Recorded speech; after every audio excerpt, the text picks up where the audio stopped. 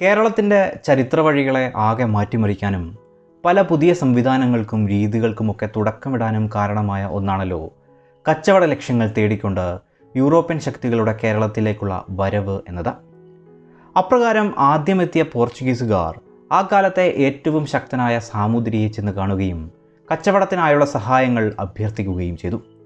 പുതിയ കച്ചവട മേഖല തുറന്നത് കണ്ട സാമൂതിരി കച്ചവടത്തിനായുള്ള എല്ലാവിധ സഹായങ്ങൾ അവർക്ക് നൽകുകയും ചെയ്തു.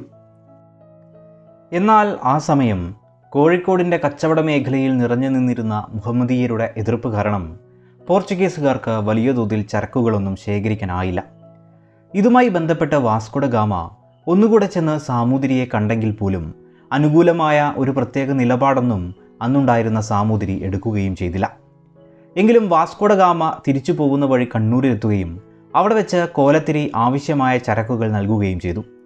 കപ്പലുകൾ നിറയെ ചരക്കുകൾ നിറച്ചതുകൊണ്ടും തൻ്റെ ഉദ്ദേശ ലക്ഷ്യങ്ങൾ പൂർത്തീകരിച്ചു എന്നുള്ളതുകൊണ്ടും സന്തോഷത്തോടെ തന്നെ ഗാമയുടെ പോർച്ചുഗീസ് കപ്പലുകൾ തിരിച്ചു പോവുകയുണ്ടായി. ഇതിനുശേഷം പെഡ്രോ അൽവാരിസ് കബ്രാളിൻ്റെ നേതൃത്വത്തിൽ അടുത്തൊരു പര്യടന സംഘത്തെ പോർച്ചുഗീസ് രാജാവ് അയക്കുകയുണ്ടായി.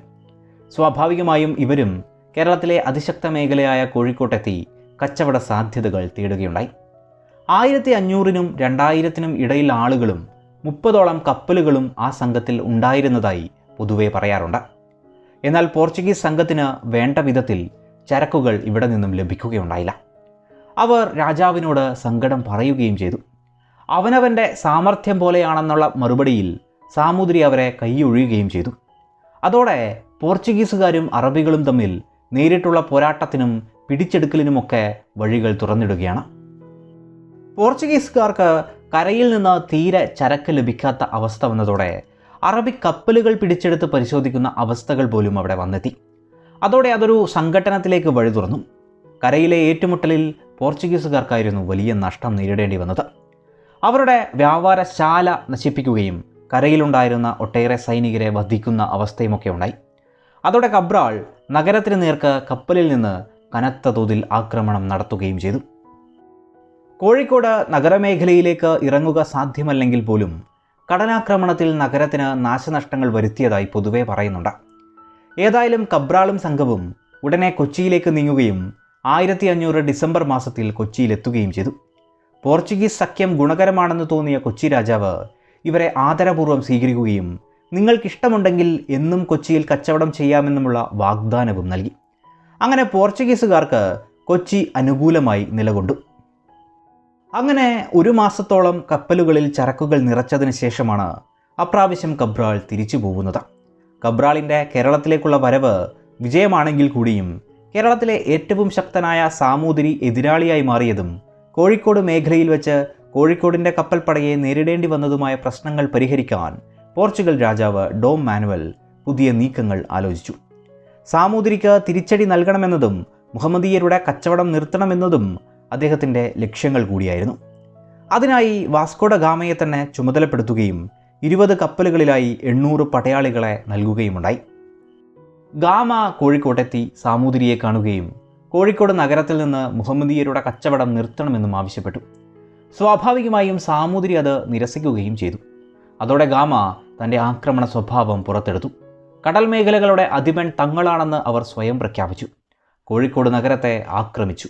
തുറമുഖത്തുണ്ടായിരുന്ന പല കപ്പലുകളും ആക്രമിക്കുകയും പിടിച്ചെടുക്കുകയും ഒക്കെ ചെയ്തു. ജനങ്ങളെപ്പോലും ആക്രമിച്ചു. ഇത്തരത്തിൽ വലിയ കെടുതികൾ വരുത്തിയതിനു ശേഷം ഗാമയും സംഘവും കൊച്ചിയിലേക്ക് എത്തിച്ചേർന്നു. കൊച്ചി രാജാവാകട്ടെ ആദരപൂർവ്വം തന്നെ ഇവരെ സ്വീകരിക്കുകയുണ്ടായി. ഗാമ ഒരു പൊൻകിരീടമൊക്കെ രാജാവിന് സമ്മാനമായി നൽകി. ഒപ്പം തെക്ക് കൊല്ലത്തെ മഹാറാണിയുമായും ഒരു കച്ചവട സഖ്യം സൃഷ്ടിക്കപ്പെട്ടു. അങ്ങനെ ചരക്കുകളും സഖ്യവും നേടിയെടുത്ത ഗാമ മടങ്ങിപ്പോക്കിൽ തൻ്റെ കപ്പലുകളെ രണ്ടായി തിരിച്ചു. ഒരു വിഭാഗം കണ്ണൂരിലേക്ക് ചരക്കെടുക്കാൻ പോയപ്പോൾ ബാക്കിയുള്ളവരെ ഉപയോഗപ്പെടുത്തിക്കൊണ്ട് കോഴിക്കോട് നഗരം വീണ്ടും ആക്രമിക്കുകയും പിടിച്ചെടുക്കലുമൊക്കെ ഗാമ നടത്തുകയുണ്ടായി. ഒപ്പം കൊച്ചി കണ്ണൂർ സഹായ വ്യവസ്ഥകൾ സൃഷ്ടിക്കാനും ഗാമ ചില നടപടികളൊക്കെ എടുക്കുകയുണ്ടായി. ചുരുക്കിയാൽ കേരളത്തിലെ പ്രബലനായി നിൽക്കുന്ന സാമൂതിരിയെ കാഴ്ചക്കാരനാക്കി പോർച്ചുഗീസുകാർ ശക്തി തെളിയിക്കാൻ ശ്രമിക്കുന്ന കാഴ്ചകളാണ് അവിടെയെങ്ങും ഉണ്ടായത്. തന്നെ എന്നും പേടിച്ച് ഭയഭക്തി ബഹുമാനത്തോടെ നിന്നിരുന്ന കൊച്ചി രാജാവ് വിദേശീയരായ പോർച്ചുഗീസുകാർക്ക് കോട്ട കെട്ടി കച്ചവടം ചെയ്യാനൊക്കെ സഹായം നൽകി എന്നത് സാമൂതിരിയിൽ കടുത്ത നീരസം സൃഷ്ടിക്കുന്നതിന് കാരണമാവുകയാണ്. ഒപ്പം തന്നെ വിദേശീയരുടെ സഖ്യം നിമിത്തം കൊച്ചി രാജ്യത്തിന് തന്നെ ദോഷം സംഭവിക്കുമെന്ന് വിശ്വസിച്ചിരുന്ന ചില ഇടപ്രഭുക്കന്മാരും അവിടെ ഉണ്ടായിരുന്നു. അതുകൊണ്ട് തന്നെ തരം കിട്ടിയാൽ കൊച്ചി രാജ്യത്തിന് പാഠം പഠിപ്പിക്കണമെന്ന് സാമൂതിരി തീർച്ചപ്പെടുത്തുകയുണ്ടായി. ഈ സമയം കൊച്ചി രാജസ്വരൂപവും എടപ്പള്ളി രാജവംശവും തമ്മിൽ ചില സ്ഥലങ്ങളുടെ പേരിൽ അവകാശ തർക്കങ്ങൾ സൃഷ്ടിക്കപ്പെടുകയുണ്ടായി. അതോടെ എടപ്പള്ളി രാജാവ് സാമൂതിരിയോട് സഹായത്തിനായി അപേക്ഷിക്കുകയും ചെയ്തു. അങ്ങനെ അവസരം തുറന്നു കിട്ടിയ സാമൂതിരി കളത്തിലേക്കിറങ്ങി. കോഴിക്കോട് ആക്രമിച്ച് കൊച്ചിയിൽ രക്ഷ പ്രാപിച്ചിട്ടുള്ള പോർച്ചുഗീസുകാരെ വിട്ടയക്കണമെന്നും മേലിൽ പോർച്ചുഗീസുകാർക്ക് യാതൊരു സഹായവും ചെയ്തു പോകരുതെന്നും കൊച്ചി രാജാവിനെ കൽപ്പന പോലെ സാമൂതിരി അറിയിക്കുകയുണ്ടായി. തന്നെ ശരണം പ്രാപിച്ചവരെ കാരണം കൂടാതെ വിട്ടയക്കാൻ സാധ്യമല്ലെന്ന് കൊച്ചി രാജാവ് മറുപടിയും നൽകി. തൻ്റെ സാമന്തനായി നിലകൊള്ളുന്ന കൊച്ചി പോർച്ചുഗീസുകാരുടെ സംരക്ഷണത്തിലും കച്ചവട ബന്ധങ്ങളിലും പുതിയൊരു ഭാവി കാണുന്നു എന്നത് സാമൂതിരിക്ക് ബോധ്യമായി. ഒരു വിദേശ ശക്തിയുമായുള്ള സൗഹൃദമാണോ കോഴിക്കോടുമായുള്ള ബന്ധത്തിനാണോ പ്രാമുഖ്യം നൽകുന്നത് എന്ന രീതിയിലുള്ള ചർച്ചകൾക്കും കൊച്ചി വലിയ വില കൊടുക്കുകയുണ്ടായില്ല. പോർച്ചുഗീസുകാരുടെ സംരക്ഷണം തങ്ങൾക്ക് ലഭിക്കുമെന്നും പോർച്ചുഗീസുകാർക്ക് തങ്ങളെ ആവശ്യമുണ്ടെന്നും കൊച്ചി രാജാവും മനസ്സിലാക്കി. അപ്രകാരം അതൊരു യുദ്ധസമാന സാഹചര്യത്തിലേക്ക് കടന്നെത്തുകയാണ്.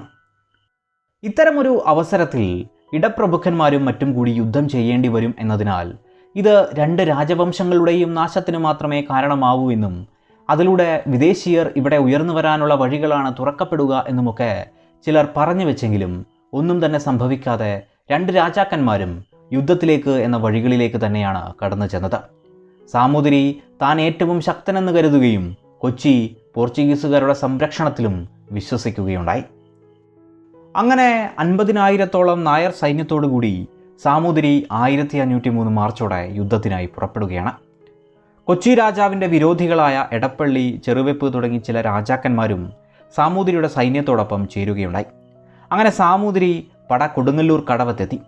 കൊച്ചി രാജാവ് ഈ വിവരമറിഞ്ഞപ്പോൾ തൻ്റെ മരുമകനെ സൈന്യാധിപനായി നിയമിച്ച് 6000 പടയാളികളോടുകൂടി യുദ്ധത്തിനയച്ചു. പ്രതിരോധത്തിലൂന്നി പട നയിച്ച കൊച്ചിയും ആക്രമണത്തിലൂന്നിയ കോഴിക്കോടും തമ്മിൽ അതിഭയങ്കരമായ യുദ്ധം നടക്കുകയുണ്ടായി. ഇതിനിടയിൽ സാമൂതിരി ചില തന്ത്രങ്ങൾ കൂടി കൊണ്ടുവരികയുണ്ടായി. കൊച്ചി സൈന്യങ്ങൾക്ക് ആഹാരവും ശമ്പളവുമൊക്കെ കൊടുക്കുന്ന മേനവനെ കൈക്കൂലി നൽകി സ്വാധീനപ്പെടുത്തുകയുണ്ടായി.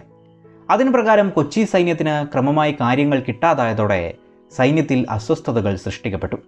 ഈ അവസരം ഉപയോഗപ്പെടുത്തിയ സാമൂതിരി കരവഴിയായും കടൽ വഴിയായും വന്ന് ആക്രമണം നടത്തി.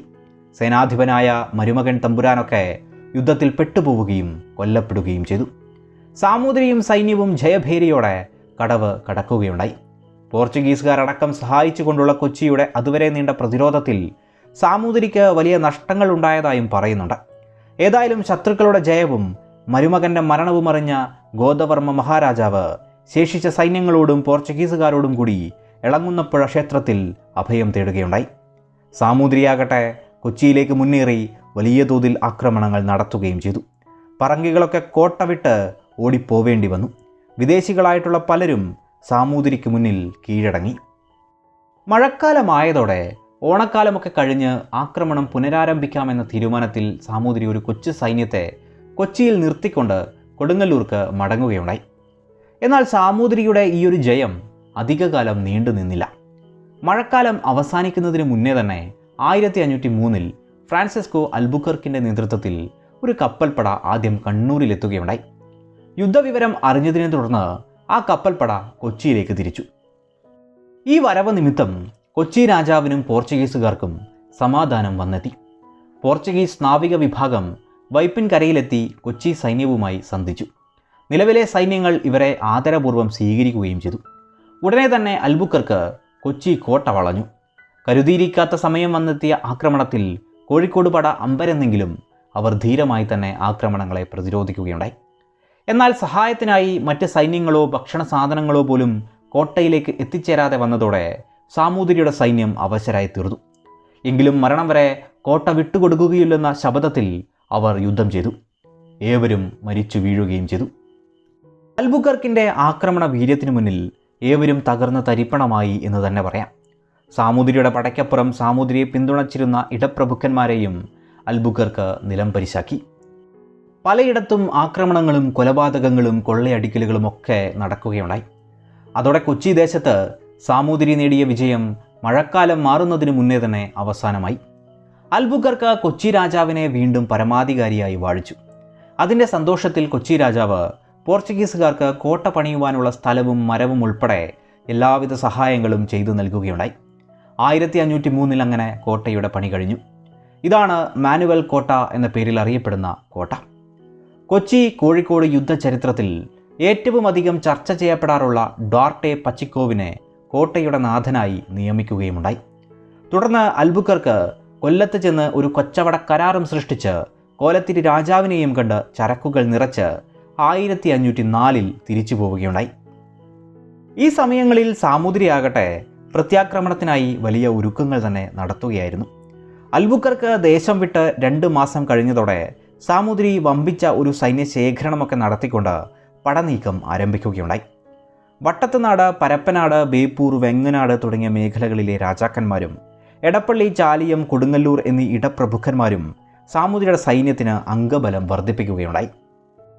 പല എഴുത്തുകളിലും 50,000-ൽ കുറയാത്ത സൈന്യവും 250ഓളം കപ്പലുകളും ഇറ്റലിക്കാർ ഉണ്ടാക്കി നൽകിയ തോക്കുകളോടും കൂടി വലിയൊരു സൈന്യം തന്നെ ഉണ്ടായിരുന്നു സാമൂതിരിക്ക് എന്ന് പറയുന്നു. പച്ചിക്കോ ആകട്ടെ സൈനികരുടെ എണ്ണം തീർത്തും കുറഞ്ഞ അവസ്ഥയിൽ എങ്ങനെ പ്രതിരോധം നടത്തുമെന്ന സങ്കടാവസ്ഥയിലുമായിരുന്നു. ഏതായാലും സാമൂതിരിയുടെ പട പള്ളുരുത്തിക്കടവിൽ എത്തിച്ചേർന്നു. ഈ വിവരം കൊച്ചി രാജാവ് അറിഞ്ഞപ്പോൾ അധികമായി പേടിച്ചെങ്കിലും പച്ചിക്കോവിൻ്റെ നായകത്വവും സംസാരവും സൈനികർക്ക് ആത്മവിശ്വാസം നൽകി തുടങ്ങി. അതോടെ കൊച്ചി രാജാവ് സൈന്യങ്ങളെ ശേഖരിക്കാനും ആരംഭിച്ചു. പച്ചിക്കോ പടക്കപ്പലുകളെ 2ആയി തിരിച്ച് ഒരു കൂട്ടത്തെ കൊച്ചിക്ക് സമീപം തന്നെ ഒളിവിൽ നിർത്തുകയുണ്ടായി. തുടർന്ന് യുദ്ധം നടക്കുകയുണ്ടായി. സാമൂതിരി പല രീതിയിൽ ആക്രമണങ്ങൾ നടത്തിയെങ്കിലും കടവ് കടന്ന് മുന്നേറാൻ അദ്ദേഹത്തിന് സാധിക്കുകയുണ്ടായില്ല. കരവഴിയുള്ള മുന്നേറ്റം പ്രതിസന്ധിയിലായതോടെ സാമൂതിരി ഇരുട്ടിൽ പടക്കപ്പലുകൾ ഉപയോഗിച്ച് ഒരു ആക്രമണം നടത്താൻ നടപടിയെടുത്തു. എന്നാൽ മുന്നേറ്റത്തിനിടയിൽ കൊച്ചിയിലേക്ക് എത്തുന്നതിന് മുന്നേ തന്നെ പച്ചിക്കോ ഒളിപ്പിച്ചു നിർത്തിയ കപ്പലുകൾ ഉപയോഗിച്ച് സാമൂതിരിയുടെ ആ കപ്പൽ നീക്കം പൂർണ്ണമായും തകർക്കപ്പെട്ടു. കരവഴിയും കടൽ വഴിയും മുന്നേറാൻ പറ്റാതെ സാമൂതിരി വലിയൊരു പ്രതിസന്ധിയിലേക്കാണ് കടന്നു ചെന്നത്. തുടർന്ന് സാമൂതിരി സൈന്യത്തെ പിരിച്ച് കടവിൻ്റെ 2 ഭാഗങ്ങളിലൂടെ കടക്കാൻ ശ്രമിക്കുകയുണ്ടായി. ഒരു വിഭാഗം സൈന്യം കടവ് കടന്ന് മുന്നേറിയെങ്കിൽ പോലും അവിടെയും പ്രതിരോധമുണ്ടാവുകയും ഒട്ടേറെ പേർ മരിച്ചു വീഴുകയും ചെയ്തു. ഇപ്രകാരം കരസൈന്യത്തിനും കപ്പൽ പടയ്ക്കും വലിയ തിരിച്ചടി വന്നതുകൊണ്ട് സാമൂതിരിയോടൊപ്പം ഉണ്ടായിരുന്ന പല സഖ്യങ്ങളും സൈന്യത്തെ പിൻവലിച്ചു തുടങ്ങി. മഴക്കാലം നിലനിന്നതുകൊണ്ടും സൈന്യത്തിനേൽക്കുന്ന നാശവും കൊണ്ട് ഇനി വിജയിക്കാനാകുമോ എന്ന സംശയം ഏവരിലും അതോടെ വന്നു കഴിഞ്ഞിരുന്നു.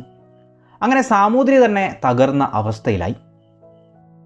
10,000-ലധികം പേർ പടവെട്ടിയും അത്രയും തന്നെ പേർ രോഗം ബാധിച്ചും സാമൂതിരിക്ക് ഈ യുദ്ധത്തിൽ നഷ്ടപ്പെട്ടു എന്നാണ് കണക്ക്. അതോടെ സാമൂതിരി നിരാശനായി മടങ്ങേണ്ടിയും വന്നു. മറ്റൊരർത്ഥത്തിൽ കേരളത്തിൻ്റെ മേഖലയിലെ അതുവരെയും ഉണ്ടായിരുന്ന അതിശക്തനായ സാമൂതിരിക്ക് കൊച്ചിയിൽ വമ്പിച്ച നാശമാണ് സംഭവിച്ചത്. എന്നാൽ അവിടെയും തീർന്നില്ല. കൊച്ചിയിൽ സംഭവിച്ച വലിയ തോൽവി സാമൂതിരിക്ക് കൊടുങ്ങല്ലൂരിലും സംഭവിക്കുകയുണ്ടായി. 1504 മഴക്കാലം കഴിയുമ്പോഴേക്ക് പോർച്ചുഗലിൽ നിന്ന് സുവരസ് എന്നൊരു കപ്പിത്താൻ കണ്ണൂരിലെത്തുകയുണ്ടായി.